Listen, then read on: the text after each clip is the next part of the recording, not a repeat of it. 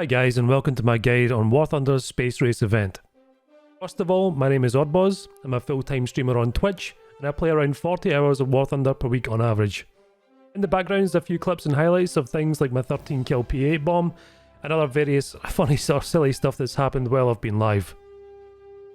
In this guide, I'll be suggesting the pros and cons of the different event vehicles offered by Gaijin.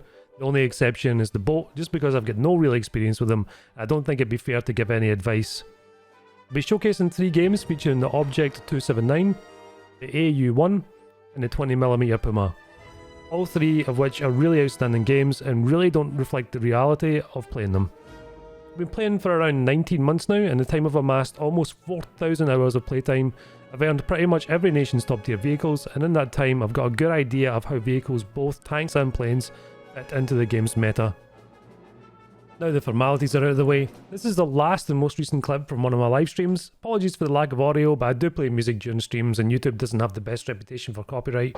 I'll leave my Twitch link in the description below if you'd like to join in the shenanigans, and I'll hopefully see you there. Now let's have a look at the event vehicles. First off, let's have a look at this Object 279. This is a rank 6 non-premium heavy tank that sets a battle rating 8.3. Uses the same 130mm as the IS-7, but it's got a much longer barrel and it's stabilised. As you can see here in this clip, we just got our first kill. One guy just sitting on the cap here, on the B cap, wasn't paying attention, managed to pick it up. I've got some noise to my left hand side. I did hear something like a Panzer or a similar light vehicle. Turns out it's a Jagdpanzer 4-5 that didn't notice me. I have no idea how. A nice quick easy kill on that guy too. The gun on this is very reliable at hull breaking. You will kind of bullshit hull break quite a lot of the lighter vehicles, as you'll see here in this clip. Noticed a Leo off in the distance. Nice shot to the back of the turret and it easily takes him out. The APHE in this particular gun is quite drastic compared to most APHEs. I think it actually might be one of the largest guns actually that sports this APHE round. There's a lot of explosive filler, and whatever you do manage to penetrate, it will mostly be a one-shot kill. Spotting someone else to the wall. There you go, it's another Leo, that's a premium boy. This will fight vehicles regularly that do have thermal optics, so you're at a severe disadvantage, and a lot of APFSDS rounds will just completely negate your armour, and it can be quite frustrating. A nice quick kill on another little obel there, and another Leo drives straight out in front of me and get a nice quick kill on them. And I think that's the last kill, or the second last kill that we'll get inside this game. There's now a helicopter that's currently lobbing 80 GMs at me. You're about to see what happens when you get tracked on one of your 4 tracks in this vehicle. Here it comes. There we go. We lost the track. We're now completely immobilised with only traverse, and that is quite a lengthy repair time for a single track. This track that is taken out won't add to your repair time, but each module that does get destroyed will cause you a bit of a hindrance. A few things to note with this vehicle. If you are setting fire, it will automatically extinguish itself, which is a nice feature, and it won't remove your FPE from your hotbar. It does have ESS smoke, which is particularly useful only if you're in a down tier, because thermal imaging will see right through that. There is lots of ammo stored around in the turret and in the hull, so if you are penetrated, you're more than likely just going to be one shot. One more thing to note, the armour on this is currently bugged. It does have 0 to 14mm of armour around about the turret ring in some places. Moving on now to the AU-1 gameplay. This was a rather strange game that I managed to get. I deliberately brought this vehicle out with a 6.0 US lineup, but what actually happened was I got on my Bulldog, didn't have enough points to spawn the AU-1 with ordnance, so I decided to take my P59A out, and I got 6 air kills with it, allowing me easily to spawn this vehicle with ordnance. AU-1 has an astonishing amount of ordnance that it can take into a game. Various things from HVARs, 3 Tiny Tims which fire independently, and of course the bomb loadout that I decided to use for this particular game. I'm not very good with the Tiny Tims, but with bombs I can fairly accurately drop them, so it's a pretty nice plane that you can bring out from 5.7. And I would even suggest it all the way up to 6.7 if you do have those vehicles in your lineup. It still has enough ordnance to change the shift in the game, and this is exactly what we're going to do here. Just going to give this guy a quick spray down with our 20 mils, see if we can immobilize him, drop our 500-pound bombs on him, and down he goes. This plane does fly like a bit of a brick, especially considering the amount of ordnance it's carrying, so you need to be really careful with your dives. Make sure they're shallow so you can pull up. Another thing to note is that this particular Corsair is missing its supercharger, so high altitude flight is not its strong point. And as well as that, it sports 240 kilograms of extra weight overall compared to the 4B variant of this plane. So an ARB, it will struggle at higher altitudes, and even in lower altitudes you are still going to be at a massive disadvantage just with the overall weight. I'm not saying that you can't take this out into air realistic battles.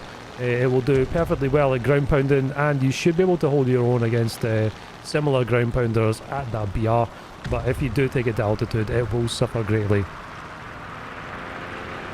I think this particular vehicle's strong points are definitely going to be in ground realistic as a close air support option. Bear in mind, once you have dropped your ordnance, this plane will do perfectly well at the low altitudes that we're seeing at here against other ground pounders that are in the game. I wouldn't expect to fight most Japanese fighters at this battle rating, but the majority of the things that we will see, if you're a decent enough pilot, you'll be able to take care of them absolutely no problems at all. Coming in for my last bombing run here in this Tiger 2. I dropped both my bombs on him just to ensure that I do get the kill, and I've noticed as well that there's an enemy 109 in the air. We're going to go off here and we're going to hunt him down as well. Overall, I think the AU-1 is a great utility vehicle. It would definitely add to your 4.7 lineups and above with US Tech Tree. I do suggest a 6.0 lineup or even a 6.3 lineup with the Super Persian and the Persian alike.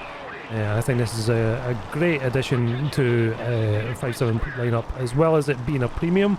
Unlike the Object 279, you will earn yourself extra research points, and you'll also research yourself some extra silver lines, which is also very nice. Bear in mind these 20mm guns, when they do connect, and I'm not the best shot in the world, they definitely cause the enemy some serious problems, and that's the last kill of the game there. So yeah, very unusual game. I might make a video about this later, but also a very good game showcasing this Corsair in action. So yeah, highly suggested vehicle. There we go, there's the scoreboard. 7 air kills in total, and I think that was 4 ground kills there as well. So yeah, very nice game. Moving on.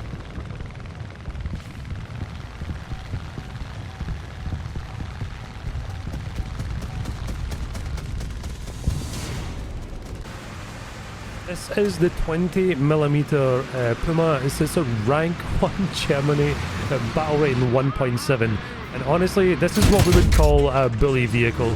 It features the same 20mm with the HVAC belt as the rest of the reserve and the Tech Tree German vehicles, and it's very devastating, as you can see. It's got a 10 round belt, full HVAC, 64mm of penetration at point blank range, and sports a very fast rate of fire. One thing that's unusual about this vehicle compared to other rank 1 scout vehicles is that it does have scouting.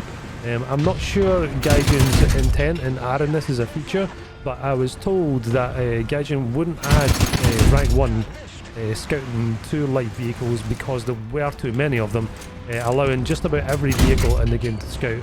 There you go. As it stands right now, this vehicle does have scouting, which is very useful for yourself and your teammates as well. I'm really not sure what to think of this vehicle overall, because it does sit at 1.7, and the further up the BRs that you take it, the less effective that it is going to be. 64mm of penetration is enough to do damage to things like shims from the side, and the Puma does get quite a bit of speed, but will it be more versatile than taking the 50mm version? I'm not sure it's going to be, but yeah, I'm going to put it in the category that it's a bully vehicle and something that's unique, and you should probably definitely pick it up since it does cost you just 1 rocket. These are probably going to be selling fairly cheap on the marketplace as well, so I imagine you could pick it up for less than about 10 bucks. Maybe a bit more expensive, could be a bit more cheap. There you go, B1 Biss, can't do anything to him. Drop some arty on him, scouting for my teammates, and try and move on. I think we're going to pick up 1 more kill here on a T26. I deliberately rushed in here. I didn't want to ruin people's days, but it turned out that we did. Good target damage, got that last kill, and our boy here happily slaps the side of my tank and sets off the ammo rag. There you go. Very nice little vehicle to have. Decent if you're a collector. If you want to go bully some low tiers, definitely will do its duty. So yeah, definitely recommend picking that one up during the event at some point. Now let's recap on the Object 279. Some of the holes that I mentioned that are on the armor here on the turret ring can reach as low as you just saw there, 7mm from 0 to around 14mm round the lip here. One other thing that this vehicle currently has as a bug, if the turret is traversed fully left, the gunner's feet stick outside of the tank and can be machine gunned or HE'd. And the amount of times that I did get machine gunned or get blown up with artillery were just a little bit too high for my liking. One more weak spot we can discuss here as well is that high power APHE rounds that hit the fuel tank can cause a vehicle burn down mechanic, very similar to ammunition burn down or hull break, so bear that in mind also. So, is this a vehicle that you should pick up? I mean, if you're collecting vehicles for the Russian tech tree that itself, I would say that it is a good vehicle to pick up. If you're not particularly fond of bringing close air support, your other option is obviously the AU-1. This would be probably the better option for you. Bear in mind that this will go on sale, and currently if we check the marketplace here for the IS-7, the IS-7 is sitting at a whopping $457.99 on the marketplace. This has been available almost for 2 years now, so it's very likely that the Object 279 will end up being roughly in the same category. Lastly, one last factor to mention, this tank is not a premium, so you do have to grind the modules, and you can talisman this vehicle. Talisman's around about 3,000 golden eagles currently. You can purchase it, it will help the grind, and it will help you research other vehicles that are in the Russian tech tree. Moving on to the AU-1, at the time of recording I did have this vehicle for a test drive. Unfortunately, because I don't own the vehicle at the current time, I can't preview the armament that's on there. But we can have a look at the armaments that are here. There are various bomb loads and various rocket loads and a mixture of the two.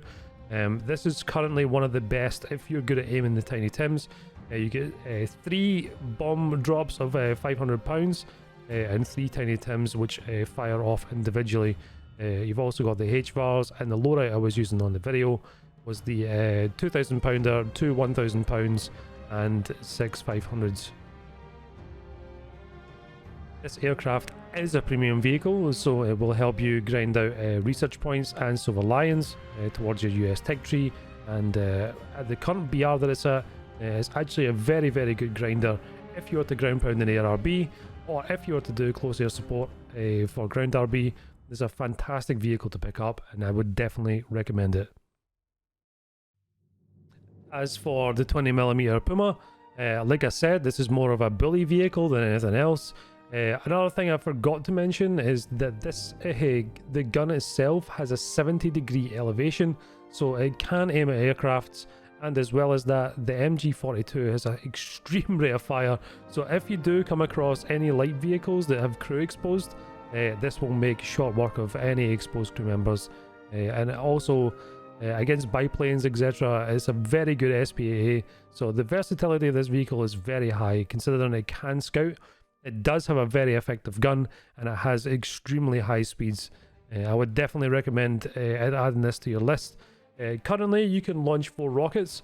That would give you enough for one of the larger event vehicles, the Object 279 or the AU-1, and then you'll have 1 rocket left over to build yourself this Puma. Yeah, definitely worth considering. I would definitely, even if you can't afford to get your rocket, I would probably pick one of these up in the marketplace. They probably will be available for pretty cheap when it comes around to the 20th, when these things will be available. And that wraps up for the video. I hope my advice helped. I shall be making some more content very shortly, and I'll hopefully see you guys there soon. Have a good day. Bye bye.